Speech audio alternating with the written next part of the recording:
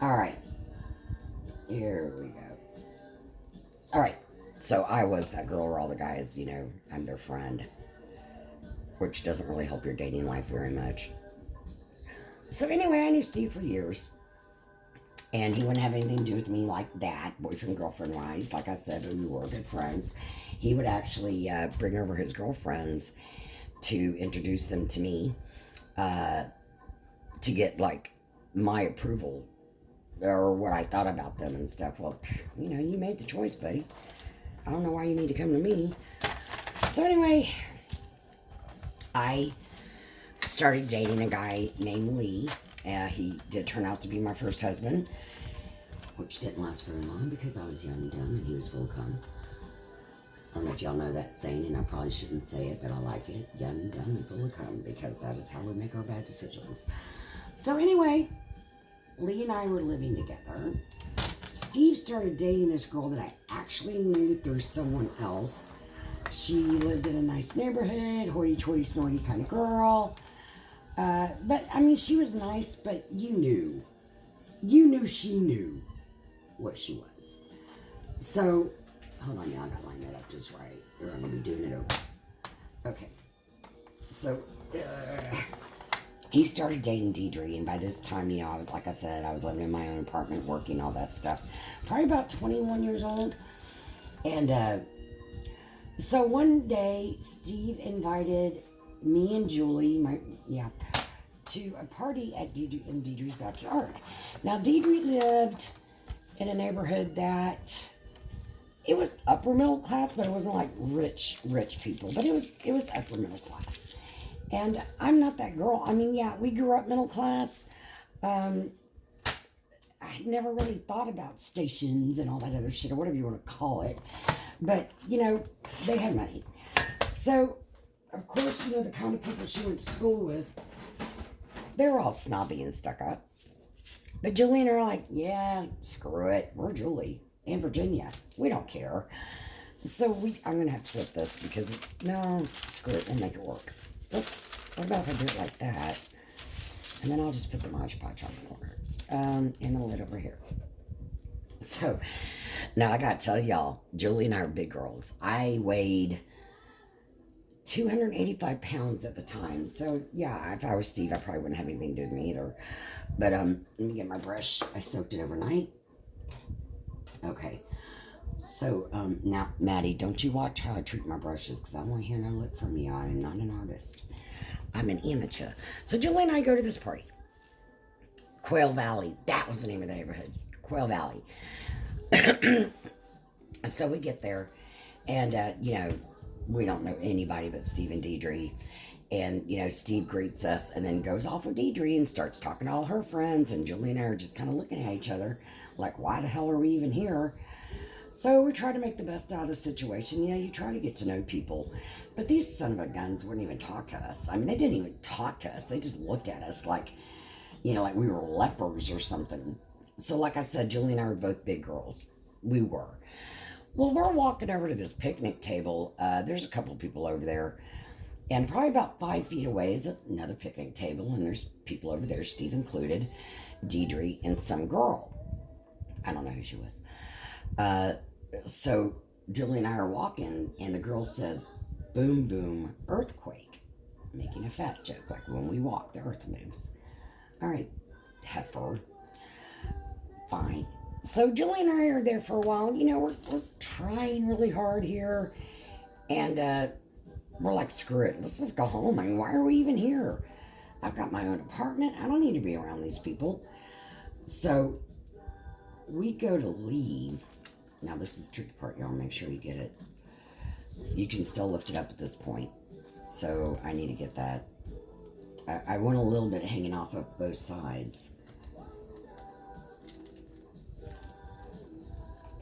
That looks... Okay, I did it backwards, didn't I? See, what I'm trying to do, because I don't cut well, is I'm trying to get the edge that originally came with it. So it's okay. You can pick it up, put it down. You still have time before it dries. And you just want to work it, make sure there's no wrinkles and everything. And everybody does that differently. I just do this. And generally, when you put the top coat on, it'll get some of the wrinkles out. So we're gonna do this. We're gonna. Oops, looks like we need. Okay, I'm just gonna put a little bit more here. You don't really need a lot on the bottom because we are going to Mod Podge it again on the top, and we can do that. We can do that now, but I just want that to sit for just a second. So anyway, we're like, screw it, we're leaving, and we go to leave, and we're walking to Julie's truck, and there's, here's the garage. Oh, you don't see my hand. Okay, so here's the garage, and there's a sidewalk right here. Everybody's over here, and the truck is over here. So we're leaving and we're walking side by side. Here comes that girl with the smart mouth. And Julie and I just kind of, we separate to let her pass us. And the funny thing is when she got up to us, we didn't talk about this or anything. That's how close Julie and I were. We could finish each other's sentences just by looking at each other. We could have conversations from across the room by just looking at each other because we knew each other's facial expressions that well. So we kind of looked at each other and we separate. The girl comes to walk between us, and at the same time, we slammed into her with our hips. And y'all, that was the funniest shit I've ever seen. She rocked back and forth and fell to the ground, and we laughed so hard we just left. And we're driving past, and we look over, and Steve's got his hands up in the air, where are you going? It's like, really, dude, where the hell do you think we're going? We're leaving. So he called me and wanted us to come back, but that was before cell phones, y'all. And I was already at home, and I ain't leaving again to be treated like that. Shit, why would I do that? I am the queen of my castle. So, going on with Steve. So I've met Lee, I've moved on now. I think, there's always going to be a place in my heart for Steve. There always is for your first love. So then, Steve and Deidre are getting serious, and we're invited. Now this, I don't know what y'all think that all we did was party. Okay, yeah, we kind of did. Anyway, we partied at home. But we rarely went to parties because, baby, we are the party. Aight. Now, I'm just going to leave this just like that because I'm going to do another coat. Let me move this out of the way. So one night, we're at this party, and Steve and Deidre are there. And I guess he's been drinking. I don't think that I don't know, I probably had a couple drinks. And he comes up to me and he says, come outside with me. And I was like, what? He's like, yeah, come outside with me. Okay. So I went outside. We went along the side of the house, and he says to me, kiss me. Again, Virginia's stunned. What? Yeah, kiss me. I need to know something. And I said, no, I'm not going to kiss you. Good God, y'all, I loved this guy for 6 years. I would have done almost anything he asked me to. And now that I finally have someone, you want me to kiss you? So that you can see how you feel about me? You know why, y'all? Because he wanted to choose between me and Deidre. He wanted to know if being with Deidre was his right choice, because I didn't know it, but he was getting ready to marry her, I guess. He was going to ask her. But I didn't. I didn't do it. Do I look back and wonder? No, and I'm going to tell you why. So, we had my brother Frank. We all hung out, and Frank had a friend by the name of Harry Yanitsis, and he was actually the one that was friends with Deidre at first. I think he may have even introduced Deidre and Steve. I'm not sure. So anyway, Frank was going to a church up in Humboldt, and Steve and Deidre built a house out in Atascocita. These are suburbs outside of Houston, north of Houston. They're more expensive neighborhoods. And so Frank went to a church out there, and apparently Steve and Deidre went to the same church. And Frank ran into them. I don't know if y'all want to see me. Hold on. Yeah, I'm smoking. I want to tell y'all what, my doctors asked me to quit smoking. I told them, you know what, I've given you my leg. You've taken my kidneys practically. I can't eat shit, I'm diabetic. Plus the kidneys, you can't eat stuff with potassium. That's a long list of stuff. Can't eat beans, can't eat nuts, can't eat avocados, can't eat a lot of fruits because the potassium is so high. Don't give me a banana because I'm going to throw up all over your feet. Yeah, so I'm I ain't giving up smoking. And they know it. It's just, you can ask me every time, and I'll give you whatever answer makes you feel good about it, but it isn't going to happen. So anyway, I'm smoking. So anyway, Frank runs into Steve at the church, and I guess Steve asked about me, and Frank gave him my phone number. Now at this point, I'm with Elias. We're married, and Katie is probably 5, 6 months old, maybe. And anyway, so Steve calls me, and we decided that we were all going to meet at there's I don't gamble. I want to, but there's a dog races here in Houston, and we all met at the dog races. It was Steve and Deidre, and me, Frank, my brother, and Harry, and we get and Elias. Oh my God, there's Elias. So we all go, and we're sitting at one of the tables. We're inside, they have tables and everything. You can order drinks, food, whatever. So we sit down with them, and it's very awkward, but we're talking because Virginia can do that. Yeah, I can adjust, I can adapt. So we talked for a little bit, and then he gets up. I guess he saw some people he knew on the bottom floor. And do you all know that he didn't talk to us again until we left? I think I got 5 minutes of his time. So I knew for sure then. I mean, if there was ever any doubt, there was none anymore. So then a few days go by, and I'm going to tell you what I'm going to do with these. I told you I was going to pop those off, right? So let's not waste time. Let's get stuff done. I've got stuff to do, and y'all have stuff to do too. So we're going to let that dry. So anyway, I need special tools. A few nights later, Steve calls me. Now, Elias worked middle shift, second shift, whatever you want to call it. Yeah, I'm going to need help with this. But he would go to work at about noon and come home, God, whenever, midnight. I mean, he still works like that. Still at the same place since 1993. And, hold on, y'all. I need to get my special tools. If I could, now, I reorganized this cart. And I really don't know if I did my dang self any favors. And I just knocked something over that I'll probably never find again. Now, Elias bought this for himself a couple Christmases ago. Well, I mean, it was before Christmas, but it was that season because I was crafting. And I saw this and was like, oh, can I please have that? Well, believe it or not, he gave it to me. All right, back to story.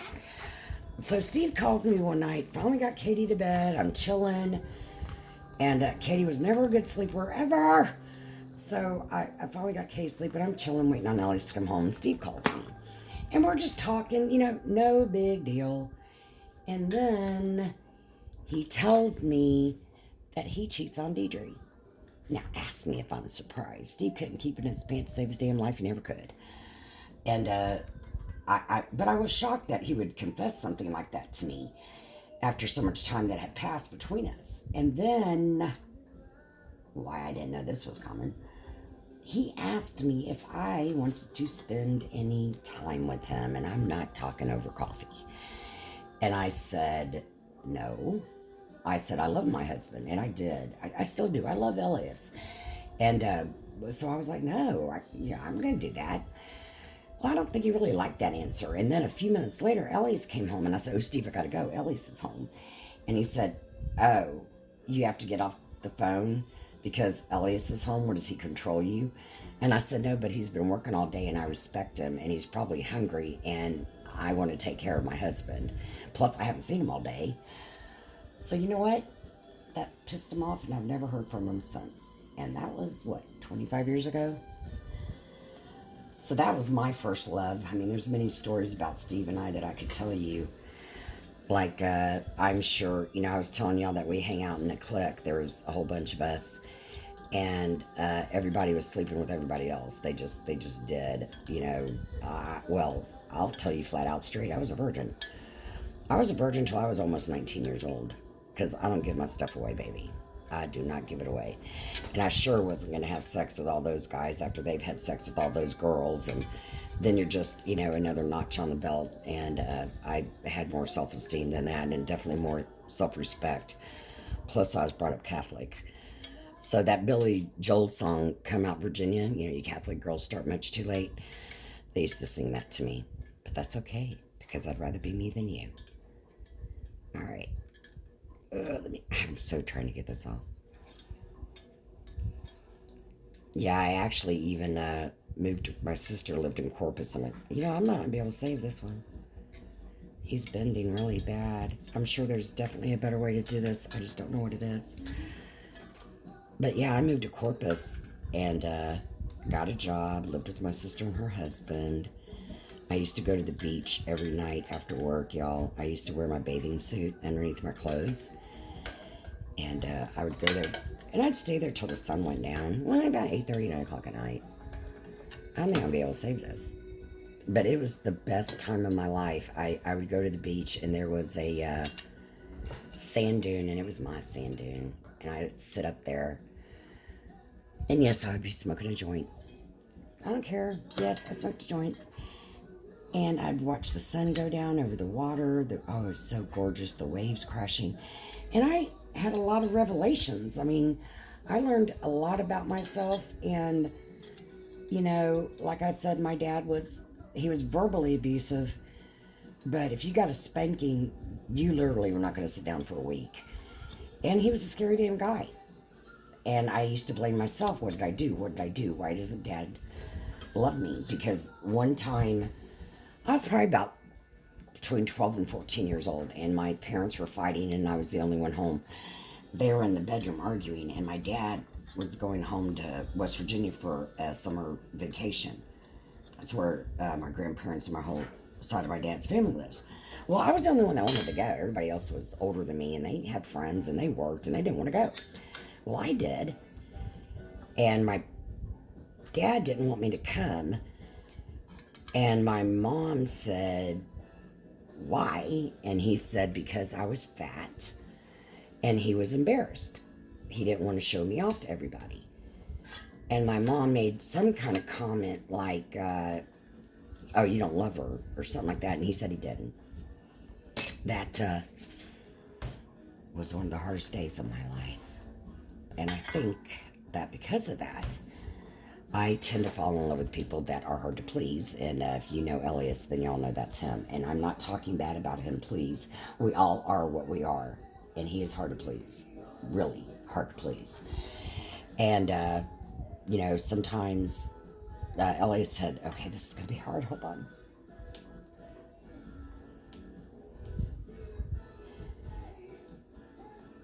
When Katie was about 5 or 6, Elias met someone, and you know, I noticed things were different because he didn't love me like he used to. You know, he didn't want to be home. He didn't want to talk to me. There was no affection, no words of love, nothing. So I'm not an idiot, damn it.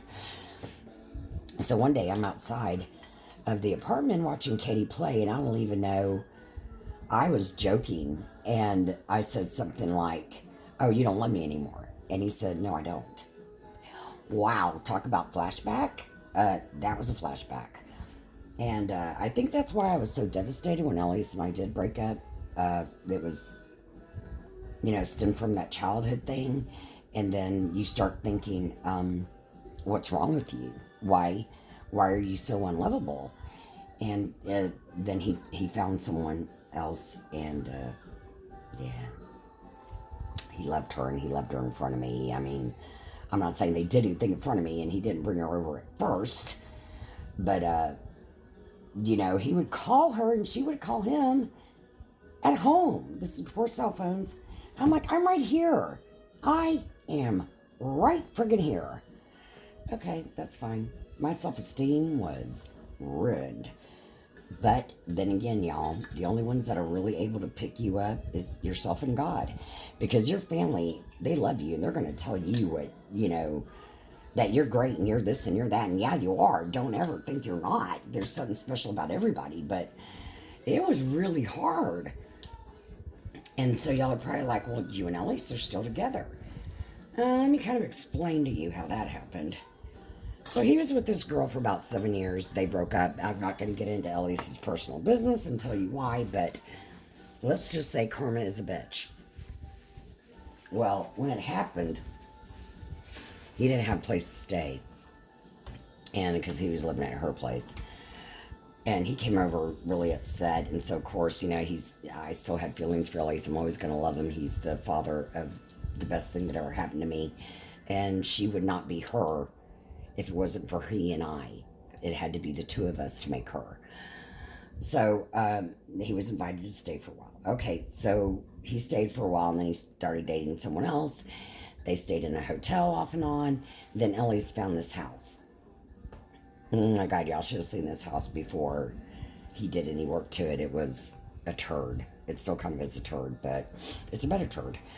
And that's because I'll tell you that in a minute as well. So, anyway, first I lost a toe, and then my health just started declining, and then I lost my job. Okay, I was making good money too. Hold on. A single mother making over $1,700 a month back then, probably about 12 years ago. Sorry, y'all. I took a big drink of coffee. Anyway, so he finds his house, and then I lose my job. I was really having a hard time finding another one. So he said that Katie and I can move in here. That's why we're here. It's not that Elias and I got back together and we're in love and everything is sunshine and roses. No, that is not my story. But we love each other enough to where we respect each other. We care about each other. It's like, y'all, it's weird. It's like we're married, but because technically we are, but it's like we're married, but we're not. He still expects me to do wifely duties like cooking and cleaning, taking care of him. I'm like Elias's secretary. I make his phone calls, like, set appointments. Like, that's what I get I get Elias's business life straight. Because all I need Elias to do, all I want Elias to be able to do is go to work and come home. That's all I want him to have to do. That's enough. I do not get money from Elias. He does not pay any of my bills. Let's make that clear. Virginia takes care of herself. Elias takes care of himself. Okay? And I generally take care of Katie if she can't take care of herself for whatever reason. Elias will put windshield wipers on her car, make sure the oil is changed, tires have pressure, that kind of thing. Now, he's not going to pay for her oil change or her filters or her wipers, none of that. She has to pay for it, which is fair. She's a grown woman. But yeah. So we're in this house. Katie, gets a job, and Katie and I are trying to decide, do we want to stay in this house and fix it up, or do we want to sell it and move? Because Elias supposedly bought the house for Katie. The house is paid off, but he hasn't put it in her name yet. But if something happens, we have to pay for it. Elias does not and will not put another penny in this house.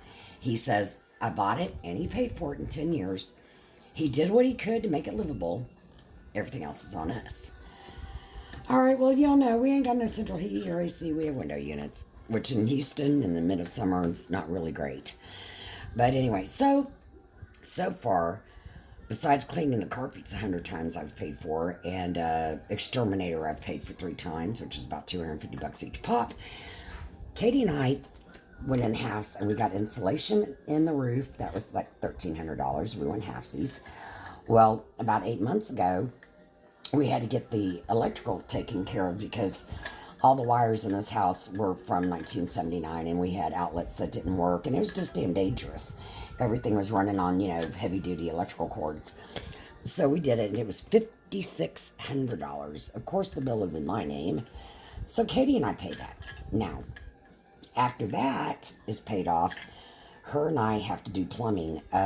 There's mold on her bedroom wall from the bathroom that's beside it. The bathroom leaks. We don't have a washer and dryer because the plumbing that goes like from, in the kitchen, that back wall that runs along your kitchen sink to the utility room, the pipes that would run to the washer are clogged. And if you try to run the washer, water shoots out of the hose. And so we don't have a washer dryer. And I can't use the washer like that because our neighbors reported us to the city that we were draining water out of a hose out of our window. Yeah, thank you very much, JW. Well, he's dead now. Yeah. Anyway, neither here nor there. Elias and I are not lawbreakers. So Katie and I have all this house, y'all, almost 2,000 square feet that we have to renovate.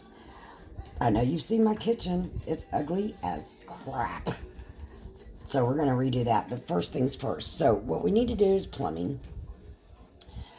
And then after plumbing, we want to get a washer dryer. But Elias does not have any space to store his stuff. He's got a man cave, and he's got tools and all kinds of crap in the bathtub in there. That bathroom doesn't work because of the plumbing. But he's got stuff all over my house, y'all. Everywhere. Dining room, living room, pantry, just everywhere. And so the goal is to get the plumbing done, get Elias a shed, which we're all supposed to go in on, and he can put all of his stuff in there, and then we can convert the laundry room back into what it's supposed to be, which, well, is a laundry room.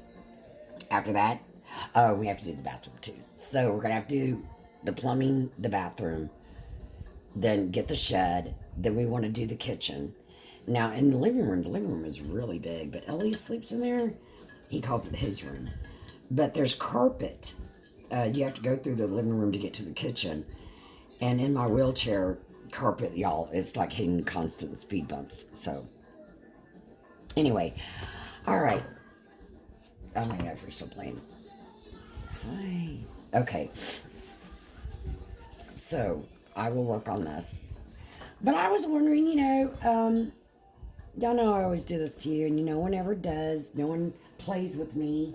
It's like being a kid again when you're the youngest child, which I am, and you hear that, you're too little. Wait till you grow up, you're too little. Well, the problem with me growing up is that you're still growing up too, Heifer. So anyway, that bent. But maybe I'll distress it, and it'll be like, yeah, it was supposed to be like that. So there's that. Okay, I'm going to let that dry and everything. And when the eyelid, see, I'm just not sure. I did Mom. I don't want to put it on now, but it's wet. But I'm going to give you all an idea. I kind of I'll put it on gently. I want to do like this. So put Mom like that. No, it's not straight because y'all know I can't see. Dang it, but here's an idea. Or maybe, I don't know if I should go, okay. So, I want to put the eyelashes on it, but I'm not sure. Should I got glue on me or something. That's my nail. I'm not sure where I want to put them. I was thinking about putting them up here, but I don't know if you're going to see them. I don't know, y'all, if I should paint them or not use them. I don't know. Y'all need to give me an idea. But this is where I'm starting. So I'm going to have Mom there. My second thought, although to me it sounds a little juvenile. I mean, Elias is going to be 49. Oh, I said it. Oopsies. Yeah. So I'm thinking about doing number one Mom, but it seems kind of juvenile to me. She loves coffee and she loves to shop. Maybe y'all. Maybe a cute little fashion dress like over here. And okay, ideas. All right, before I go, I'm gonna try to cook dinner tonight. I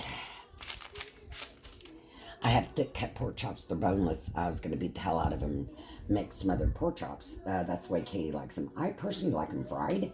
I like to do cutlets. Beat them really thin. They cook real fast. So I'm gonna go ahead and tell you what I've already come up against. If I make the smothered pork chops, I only have one chicken bouillon cube left. The problem with that is, of course, I don't drive. I can't go to the store. Elias, I asked him if we could do an H-E-B, which is one of our grocery stores here, and do a curbside pickup. But he wants to work every day for the next 2 weeks because he's getting ready to take vacation. And whenever he takes vacation, they screw him on his vacation pay. So he wants to make sure he has money while he's not at work. I get it. But the problem is, let me explain. I get Medicare and Medicaid due to my situation, and you have got to have food stamps. If you do not have food stamps, you will not qualify for Medicaid. Stupid, I know. Well, I only get $19 a month, but since the pandemic, they've been adding about $230. Now, I could do a grocery store delivery service like Instacart, but you can't use food stamps through Instacart. Not yet. I think they're working on it.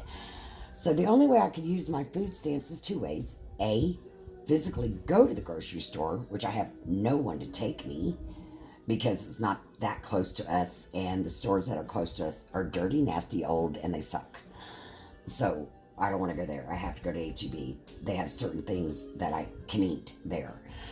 So the only way to do it, like I said, is to pick it up or to shop it yourself. And they will, HEB does take your food stamps, but you gotta kind of have somebody to take you there. And Elias was being funny one day and he's like, take the Metro Lift. I'm like, Elias, I can take the Metro Lift for a bag of groceries, but I can't take Metro Lift for 2 to 3 weeks worth of groceries. The Metro Lift driver is not going to help me load and unload all those groceries. All right. So I'm kind of, we're doing the improvisation thing again. So if I make the smothered pork chops, I need chicken broth. Problem. I only have 1 chicken cube left. That's only 1 cup worth of fluid. I need 2. So I was going to make mashed potatoes, right? And I'm thinking to myself, I need some chicken bouillon. You know what? I found, I'm not going to say I found like it was lost in the back of my pantry. It was right there. But I found a box of chicken rice-a-roni. And what I'm going to do is the powder flavor that comes in there makes 2 cups. I'm going to use it and I'll just save the rice for something else. Watch me go. So that's our improvisation for dinner. And like I said, if I feel up to it, I will do it. And of course, I'll record it. The unfortunate thing is it's going to have to freaking be some kind of potato side dish because Katie doesn't like rice. I'm not supposed to have potatoes because of my kidneys. So this is when I tell y'all, man, it's tough here. Cooking is tough. And I don't do it not because I don't want to, but because I'm just damn tired. I'm just damn tired of trying to figure stuff out. Okay, guys, so that's where we are.